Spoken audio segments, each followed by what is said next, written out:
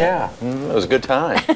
Well, Wednesdays, we like to put the spotlight on the farm women's group, Common Ground. Common Ground is a group of farm women who want to be a resource for consumers who want to know more about how their food is grown. So joining us now is volunteer Karol Swan. Good to see you, Karol. It's good to be here as always. Love it, love it, love it. So. How's everything in your area? You're up in Columbus, right? In Columbus, yeah, we haven't had the huge rains like some areas have had, but it's been drying. There's a lot of beans out.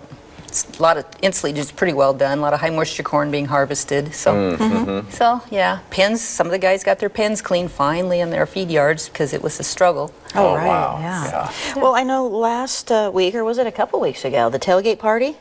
Yeah, you were involved with that. It was for the farmers and ranchers. Yeah. Oh, yeah. How was that? How did that go? Oh, that went good. We had a lot of good conversations with folks and a lot of questions, and a lot of them was concerned food safety. Some of them concerned food labeling, which I'm going to talk about today.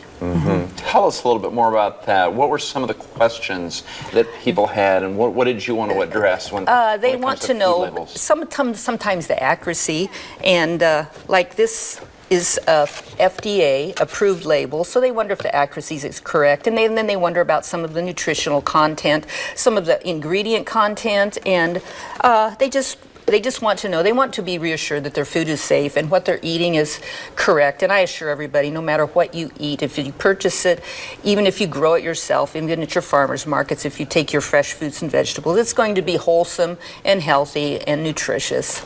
And that's kind of what we like to stress. So with the help of that, on the FDA in 1990 started this. Putting the food, it's called food fact label, tells your calories, your micronutrients, your protein content, sodium content, which is important to people, and it's uniform, so people can look at one product or another and compare. You know, do I want to pick up this snack that has 100 calories, or this snack that has 200? This has 100 grams of sodium. This it has 200 grams of sodium. So you can make an honest comparison. And there's just some other things. I call them consumer information that aren't necessarily approved by the FDA, but the FDA accepts them, such as your omegas and your antioxidants. The FDA sometimes will put a disclaimer that there's not enough evidence yet for them to put an officially on there that it will help your heart health or will prevent occurrences of cancer, but they allow that to be put on the food labels.